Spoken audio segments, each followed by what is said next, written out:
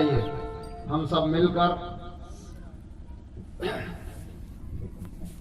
विजयादशमी के इस परम पवित्र पावन महोत्सव पर जब हम आर्य लोग हजारों की संख्या में एकत्र होते थे, किंतु जिस मंत्र का हम बार बार उच्चारण करते रहते हैं, दुरितानि परासुवा,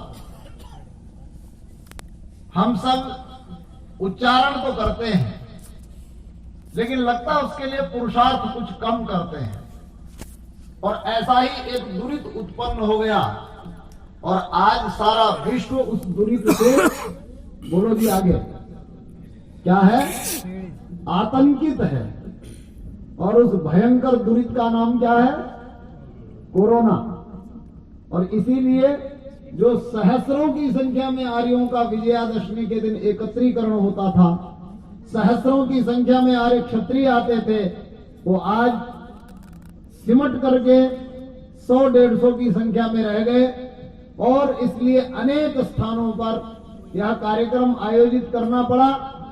फिर भी आप सब लोग उत्साह से यहाँ पहुंचे हैं, तो हम पुनः एक बार उसी मंत्र का उच्चारण करें। और दुरित हार नहीं मान रहा है तो दुरित को भगाने वाले भी हार नहीं मान सकते, वो बार बार उस दुरित को दूर करने की प्रार्थना ईश्वर से करते ही रहते हैं। आइए मिलकर के विश्वानिदेव मंत्र का उच्चारण करते हैं।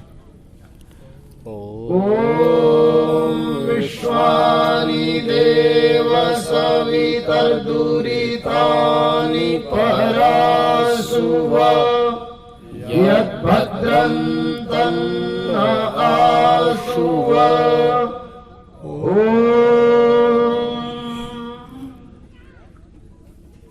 सम्माननीय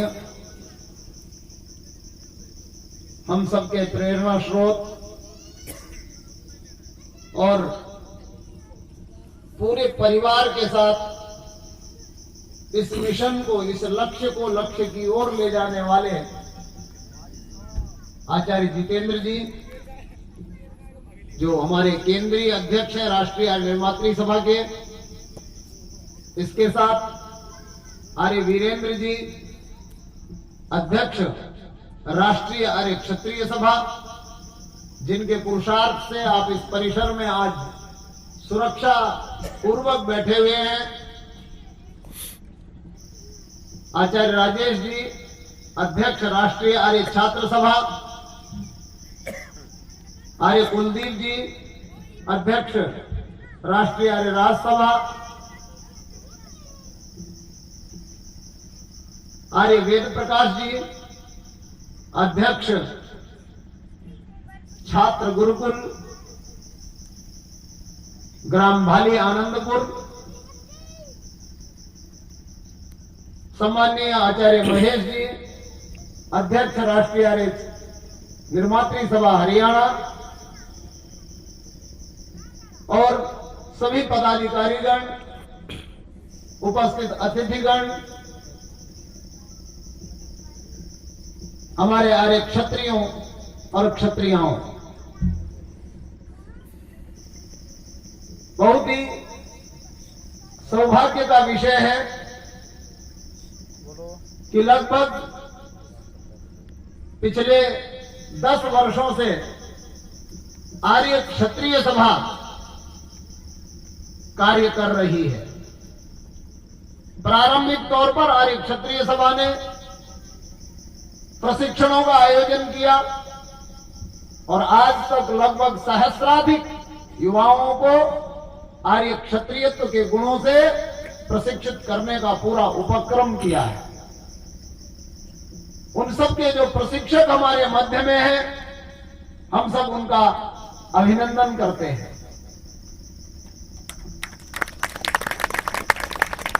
लगातार क्षत्रियों की अभिवृद्धि चल ही रही थी और नए नए उपक्रमों पर विचार किया जा रहा था। यह छात्र गुरुकुल की भूमि सभा को उपलब्ध हो चुकी थी कि इसी मध्य में वैश्विक कोरोना महामारी के कारण हम सबको अपने सारे कार्य रोकने पड़े, सारे विश्व को ही रोकने पड़े और हमारी सरकार को राष्ट्रीय स्तर पर सारे कार्य रोकने पड़े तो हम सब उसी सरकार के अंग होने के नाते हम सबको भी अपने कार्य रोकने पड़े, जिसका बहुत घाटा, बहुत बड़ी हानि हम सबको उठानी पड़ी। लगभग 20 से 25 हजार नए आर्यों का निर्माण रुक गया, जो प्रति सप्ताह चलता था, 3-3, 4-4, 5-5 सत्रों में चल रहा था। देश के 10 प्रांतों में हमारे ये प्रशिक्षण सत्र चल रहे थे। बिहार के कार्यक्रम बने हुए थे, झारखंड के बने हुए थे, पश्चिम बंगाल में कार्य होने वाला था, महाराष्ट्र में कार्य प्रारंभ होकर के आगे बढ़ रहा था। लेकिन मार्च मास से लेकर के और अब तक सारे कार्य एकदम रुक गए। तो जो आर्य निर्माण का कार्य गति पर प्रगति की ओर बढ़ रहा था, वह सारा कार्य ठप हो गया। जो ग्रीष्म अवकाश में, जैसा कि राष्ट्रीय आर्य छात्र सभा के अध्यक्ष आचार्य राजेश जी बता रहे थे, हमारे छात्र गुरुकुल लगते थे, 5 दिवसीय छात्र गुरुकुल, 8 दिवसीय छात्र गुरुकुल, सहस्रों की संख्या में उत्तर प्रदेश में, हरियाणा में, दिल्ली में। लेकिन वहां हमारा जो प्रकल्प था वह भी बाधित हो गया। इसके अलावा जो हमने एक संकल्प लिया था कि क्षत्रियों के साथ साथ आज राष्ट्र को बहुत बड़ी आवश्यकता है कि हमारी जो वीरांगनाएं हैं, हमारी जो बहनें हैं, हमारी जो पुत्रियां हैं, उनके लिए आर्य क्षत्रियाणियों का दल गठित किया जाए, उसको प्रशिक्षण कार्यक्रम चलाया जाए। संकल्पना बहुत दिनों से थी, उसके प्रशिक्षण वर्ग के आयोजन की रूपरेखा भी तैयार हो चुकी थी करनाल में। लेकिन कुछ निर्माण की बाधाओं के कारण और उसके बाद कोरोना महामारी के कारण वह क्षत्राणियों का दल अब त्वरित गति से कुछ ही दिनों के भीतर आप सबने खड़ा किया है। एक जो प्रकल्प था उसने आकार तो लिया है, यह सौभाग्य का विषय है। लेकिन जो एक विधिवत प्रशिक्षण कार्यक्रम चलना था, जो उनको निरंतर आगे बढ़ाने के लिए प्रगति होनी थी, वह हम इस महामारी के दौर में नहीं कर पाए। अर्थात बड़ी हानि हम सब लोगों को इस क्षेत्र में उठानी पड़ी है, इस एक दुरित के कारण, कि जिसके कारण से सारा आर्य अभियान जो गतिशील होता जा रहा था, जो आगे बढ़ता जा रहा था, वह अभियान सिमट गया और हमें उसे बहुत विवश होकर के रोकना पड़ा। लेकिन इसी बीच आप सबको एक सुखद अनुभूति भी हो रही होगी कि जब कोरोना अपने काल पर था और सरकार के अनेक प्रतिबंध थे, कहीं शनिवार रविवार को कोरोना सक्रिय हो जा रहा था, कहीं और कुछ बाधाएं सरकार की ओर से थी। उस भयानक ग्रीष्म काल में हमारे आर्यों ने और उसमें विशेषकर आर्य क्षत्रिय सभा के योद्धाओं ने, उनके प्रशिक्षकों ने, उनके पदाधिकारियों ने, उनके साथ साथ अनेक आर्यों ने अपना श्रमदान दिया और लगभग 1 महीने तक लगातार लोग आते रहे और अपने इस गुरुकुल का निर्माण करते रहे। और आज आपके सामने है कि लगभग 5 एकड़ की भूमि आप सबकी 4 दीवारी से घिरी हुई सुरक्षा का बोध करवा रही है। थोड़ा संघर्ष भी हुआ, जिस पर क्षत्रियों ने बहुत ही आसानी से संघर्ष को एक तरफ किया और उस संघर्ष की परिस्थिति को अलग करते हुए बहुत सारे लोगों के मस्तिष्क में इस भूमि के प्रति भी लोगों ने बड़ी अफवाह फैलाई। किसी ने कहा कि यह जबरदस्ती ले ली गई है, किसी ने कहा ऐसा कर दिया गया, किसी ने कहा वैसा कर दिया गया। लेकिन साफ साफ समझ लीजिए कि यह भूमि आदरणीय आजाद सिंह जो भाली गांव के निवासी थे, उन्होंने दान में दी, पूरे बुद्धिपूर्वक दी। और अनेक सामाजिक बैठकों के मध्य जब ये चर्चा हुई कि यहाँ गुरुकुल नहीं बन पा रहा है, तो उस भूमि को उन्होंने फिर से संकल्पबद्ध होकर के समाज के सामने यही कहा कि जब भी बने तब बनाए, लेकिन मैं भूमि को सभा को अर्पित करता हूं। कहने का तात्पर्य यह है कि जब भी मनुष्य कोई कार्य करने चलता है और कोई शुभ कार्य करने चलता है, कोई समाज राष्ट्र के उत्थान की बात करने चलता है, तो विघ्न और बाधाएं पहले से तैयार खड़ी रहती। आप उनको नकार नहीं सकते। और संसार में ऐसा कोई मनुष्य नहीं जिसने कार्य किया हो और उसका कार्य संसार में निर्विघ्न संपन्न हो गया हो, बिना किसी बाधा के उसने विजय प्राप्त कर ली हो, ऐसा एक भी उदाहरण इस संसार में मिलता नहीं। तब जो लोग पूछते हैं कि आचार्य ये बार बार ये हमारे ही साथ क्यों होता है, हमने कहा हमारे ही साथ इसलिए होता है कि हमें हमारा दिखता है और इसलिए हमें लगता है कि ये सब हमारे ही साथ हो रहा है। लेकिन यदि संसार में रहना है, संसार में जीना है, तो इन सब कार्यों से आपको पार पाना होगा, इन सब कार्यों पर विजय प्राप्त करनी होगी। अन्यथा यदि इस द्वंद्व में जीना नहीं चाहते तो उसके लिए एक ही रास्ता संसार में है। बोलो जी, क्या रास्ता है? कहां द्वंद्व नहीं है? आवाज नहीं आ रही है। कहां द्वंद्व नहीं है? प्रत्येक जगह। कहां दुख नहीं है? एक जगह है। कहां? मोक्ष। कहां है? मोक्ष में। तो जिनको द्वंद्व नहीं चाहिए, जिन्हें दुख नहीं चाहिए, जिन्हें दुरित नहीं चाहिए, जिन्हें बाधाएं नहीं चाहिए, जिन्हें संघर्ष नहीं चाहिए, वे सब तैयारी करें। कहां जाने की तैयारी करें? आवाज धीमी है। मोक्ष। कहां जाने की तैयारी करें? लेकिन जानते हैं उसके लिए ऋषि ने क्या लिखा है? कहते हैं अत्यंत पुरुषार्थ।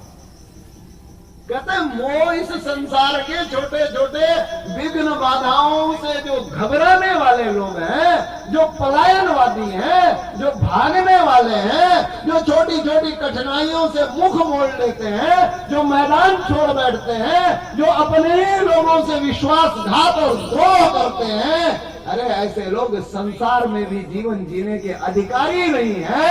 उन्हें मोक्ष कौन देने वाला है? कहां से मोक्ष मिलेगा? मोक्ष के लिए तो आवश्यक है कि वो द्वंद्व का सहन कर सके। और द्वंद्व क्या है? हानि लाभ, सुख दुख, शीत घाम, भूख प्यास, यही तो द्वंद्व है। और जो इनको ही न जीत सके, जो थोड़ी थोड़ी असफलता में ही निराश हो जाए, जो थोड़ी थोड़ी कठिनाई में ही मैदान छोड़ करके भाग जाए, जो कहे नहीं नहीं यहां नहीं, यहां तो लड़ाई हो जाएगी, नहीं नहीं यहां नहीं, इस तरफ मुंह मत करो, यहां तो परेशानी हो जाएगी, नहीं यहां कुछ मत कीजिए, यहां तो लोग आपको अपमानित कर बैठेंगे। तो क्या हम लोग अपमान से डरें? असफलता से डरें? क्या हम लोग इससे डरें, उससे डरें? हम लोग किसी से डरने के लिए नहीं है। हमारा लक्ष्य धर्म की स्थापना है और इस धर्म की स्थापना में, इस सनातन सिद्धांतों की रक्षा में, इन सिद्धांतों को जन जन तक पहुंचाने में संसार की जो भी बाधाएं आएंगी, हम सामने खड़े होकर के नहीं बल्कि आगे बढ़ करके उनका मुकाबला करने के लिए बोलो तैयार हैं, तैयार थे, तैयार हैं और तैयार रहेंगे। हम विपदाओं को पीठ दिखाने के लिए नहीं है, हम विपदाओं को सामने से झेलने के लिए तैयार आए। और अनेक बार तो विपदाएं आती हैं और अनेक बार लाई जाती है, लेकिन किसी भी परिस्थिति में पलायन एक आर्य को शोभा नहीं देता। और आर्य में भी यदि वो आर्य क्षत्रिय हो तो बोलो जी, विपदा से सबसे पहला मुकाबला किसको करना चाहिए? आवाज नहीं आ रही है। क्षत्रिय को। क्षत्राणियों की आवाज तो आई, क्षत्रियों की आवाज दबी हुई है। सोच रहे होंगे अभी अभी नीट का टेस्ट क्लियर हुआ है तो सबसे पहले स्थान पर कौन है? बोलो जी, महिला। सीबीएसई बोर्ड का रिजल्ट आया तो पहले स्थान पर कौन है? महिला। तो बोले यहां भी पहले स्थान पर कौन है? तो आवाज दबनी तो नहीं चाहिए। अर्थात सबसे आगे यदि रहना है तो आर्य क्षत्रियों को रहना है। और ऐसा नहीं, अवसर आने पर आर्य क्षत्रिय बढ़ रहे हैं, लेकिन जो हमारी संकल्पना है, आचार्य जितेंद्र जी कह रहे थे वर्ण,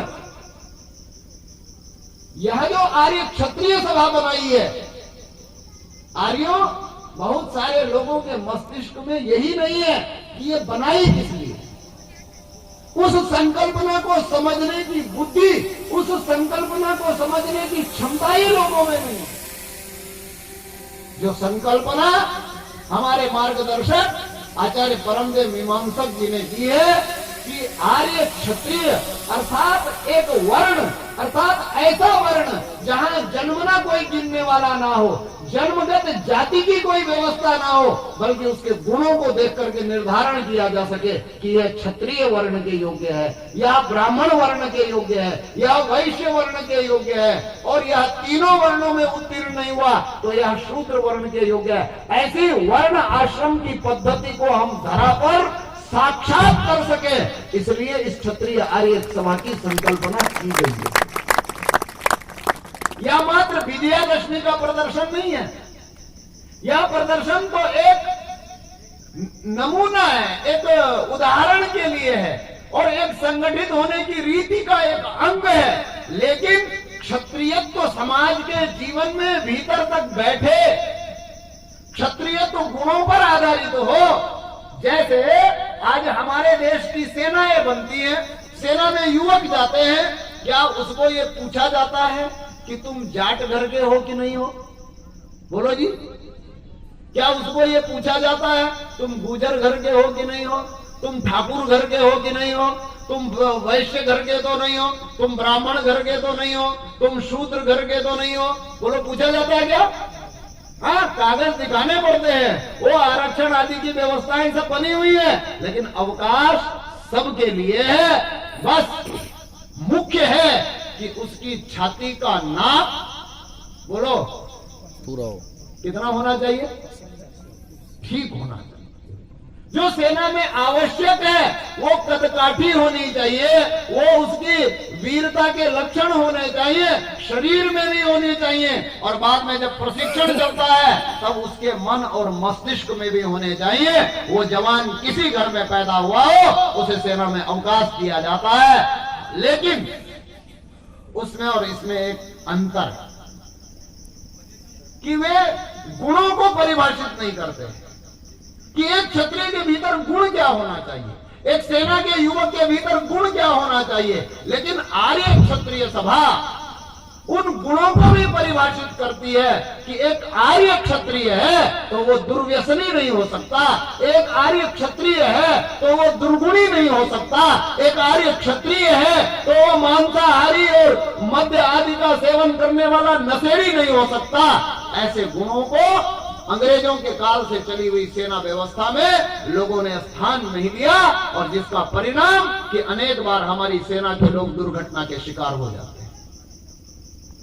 लेकिन यदि इस क्षत्रियत्व को वहां स्थान दे दिया गया होता तो आज विश्व की सर्वोत्कृष्ट सेना हमारी सेना होती। और हम आशा करते हैं जब आर्य क्षत्रिय के द्वारा प्रशिक्षित ये युवक सेनाओं में जाएंगे, अर्धसैनिक बलों में जाएंगे, सुरक्षा एजेंसियों में जाएंगे, तो वो राष्ट्र की वो सुरक्षा करके दिखाएंगे जिसकी कल्पना भी आधुनिक समाज चलाने वाले इन राजनेताओं ने की नहीं हुई। और हमको वेद ऐसा ही आदेश देता है।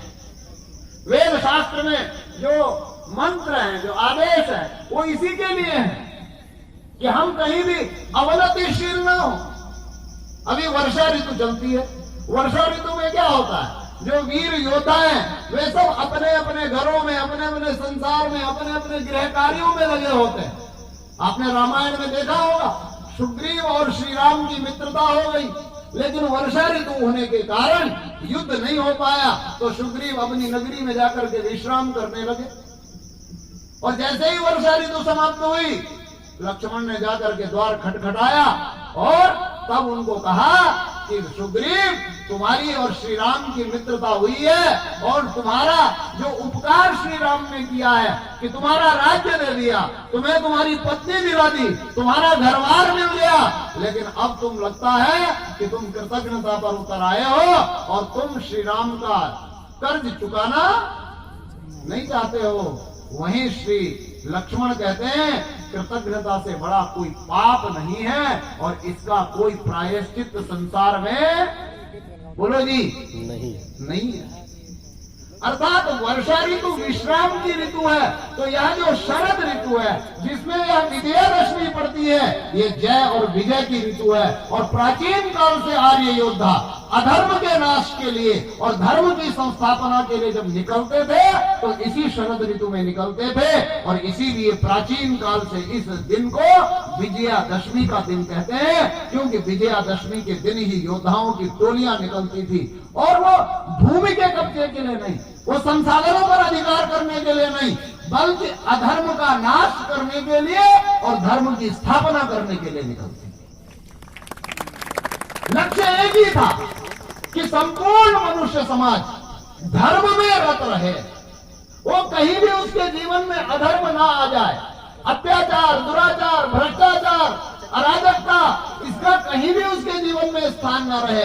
इसलिए जहां जहां ऐसे तत्व दिखाई देते थे उनका विनाश करना आर्य क्षत्रिय का कर्तव्य होता था, और इसलिए धार्मिक राजा अपनी सेनाओं के साथ प्रयाण करते थे और अधर्म को मिटाते हुए धर्म की स्थापना करते हुए आगे बढ़ जाते। यह विजयादशमी का महत्व था। और इसी परिप्रेक्ष्य में ऋषि दयानंद कहते हैं, ऋषि दयानंद ने उद्धृत किया है, क्षत्रस्य योनिरसि क्षत्रस्य नाभिरसि मात्वा हिंसी मां हिंसी।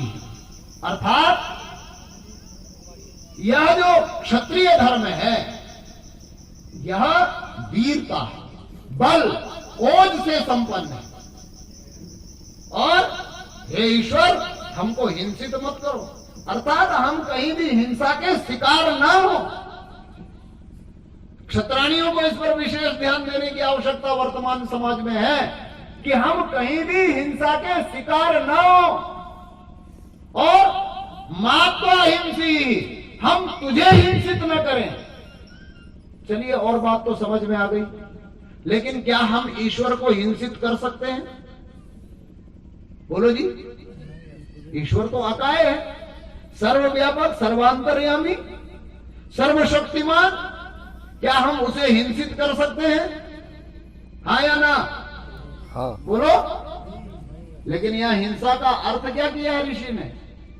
ऋषि लिखते हैं अर्थात हम नास्तिक ना हो। क्या ना हो? नास्तिक होना ही ईश्वर के साथ हिंसा करना है। क्योंकि जो व्यक्ति नास्तिक हो जाता है वो संसार में कोई भी पाप करने से कभी चूकता, बोलो जी, कभी चूकता नहीं है। आज सारा यदि कोरोना से त्राही त्राही कर रहा है तो जितने प्रमाण संसार की सुरक्षा एजेंसियों को मिले और जो हमारे सामने उद्घाटित हुए उनमें सर्वोपरि है कि चीन के लोगों ने अर्थात वैज्ञानिकों ने एक वायरस का प्रयोगशाला में निर्माण किया, और निर्माण करके उस वायरस का प्रयोग करना चाहते थे कहीं, और एक्सीडेंटल केस के साथ वो प्रयोग हो गया, और उसका परिणाम ये रहा कि आज सारा विश्व त्राही त्राही कर रहा है। लेकिन ये किया क्यों? ध्यान दीजिएगा, ये किया क्यों? क्योंकि चीन कम्युनिस्ट देश है, और कम्युनिस्ट नास्तिक होता है, और नास्तिक को किसी के जन्म से, किसी के मरण से, किसी के सुख से, किसी के दुख से कोई लेना देना नहीं। उसे तो बस अपनी सत्ता स्थापित करनी होती है, और जो नास्तिक होता है वो किसी दुष्कर्म से चूकता है नहीं है। और इसका एक छोटा सा ये उदाहरण, छोटा सा उदाहरण है, और क्या क्या एक नास्तिक कर सकता है। इसलिए कहा कि मात्वा हिंसी, हे ईश्वर हम तुम्हें हिंसित न करें, अर्थात हम नास्तिक न हो जाएं। क्योंकि जो नास्तिकता है यह मनुष्य जीवन की सबसे बड़ी शत्रु है। जो नास्तिक है वो मनुष्य जीवन का महत्व समझ ही नहीं सकता, वो उस जीवन को जीना सीख ही नहीं सकता है, वो उस जीवन में उन्नति कर ही नहीं सकता है। इसलिए हम नास्तिक ना हो। ये विजयादशमी का पर्व इसी का पर्व है। ऋग्वेद आदि और भाष्य भूमिका के राजधर्म विषय में ऋषि ने इसका उपदेश किया है कि किन गुणों से ओतप्रोत क्षत्रिय हो। कैसे वो राज्य को चलाएं, कैसे वो राज्य को परिकल्पित करें, कैसे वो संसार का नेतृत्व करने वाले हों। हम सब आज के दिन इसकी आवृत्ति करते हैं, बार बार उन गुणों का उच्चारण करते हैं, उनके बारे में सोचते हैं, उनका एक अभिनय करते हैं, अर्थात प्रदर्शन करते हैं और उसके लिए आगे बढ़ने की प्रेरणा लेते हैं। अभी भी यह महामारी नष्ट नहीं हुई है, लेकिन जैसे सारे संसार के लोग अपने अपने कार्यों को प्रारंभ कर चुके हैं, ऐसे ही आर्य भी अपने कार्य को प्रारंभ कर चुके हैं। फिर से आर्य निर्माण का कार्य प्रगति पर है और फिर से क्षत्रिय निर्माण की रूपरेखा आज इस विजयादशमी के पर्व से हमारे और आपके मार्गदर्शक इन आर्य क्षत्रिय सभा के पदाधिकारियों ने, आचार्य रामवीर जी, आचार्य अवनीश जी, आचार्य जयदीप जी, इन सब के नेतृत्व में फिर से प्रारंभ की है।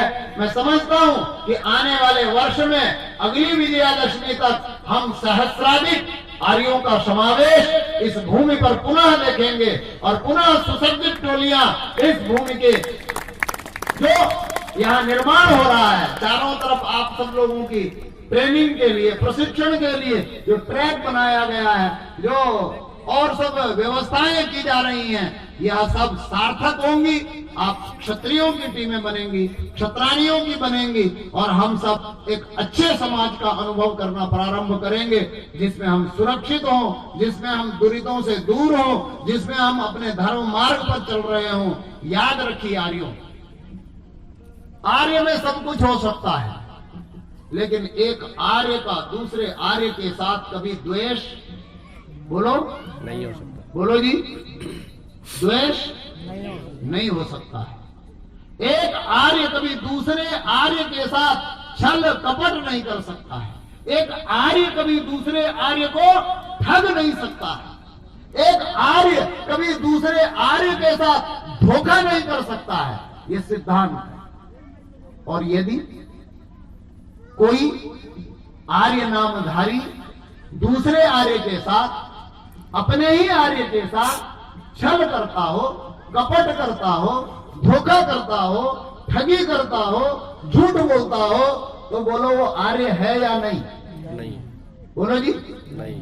आर्य है या नहीं है? मैं इसका उत्तर नहीं दूंगा।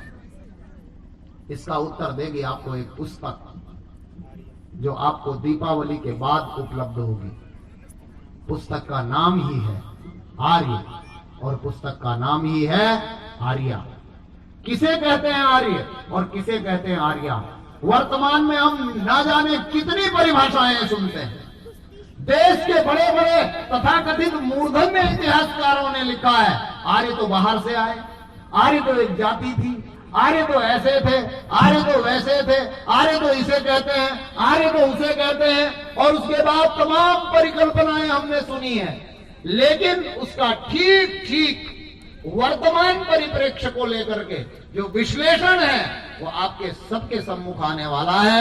मेरा आग्रह है कि आप इस प्रशिक्षण विधा में आगे बढ़े और पुस्तक आपके पास पहुंचे, उसका संपूर्ण स्वाध्याय आप अवश्य करें और दुनिया को समझा सकें कि आर्य क्या है और आर्या क्या है। तो प्रतीक्षा कीजिए दीपावली पर्व की और आगे बढ़ने के लिए निरंतर तैयार रहिए। अपने को, अपने परिवार को, अपने समाज को और अपने सनातन राष्ट्र को हम सुरक्षित कर सकें और सुरक्षित करते हुए हम उन्नति के पथ पर बढ़ सकें। यही आज के विजयादशमी महोत्सव का संदेश है, यही निर्देश है और यही आप सब लोगों के साथ शुभकामनाएं हैं। आज के इस महापर्व की शुभकामनाओं के साथ, इस आर्य क्षत्रिय महोत्सव के पर्व की शुभकामनाओं के साथ मैं अपनी वाणी को विराम देता हूं। आप सब लोगों को बहुत बहुत धन्यवाद, बहुत बहुत अभिनंदन।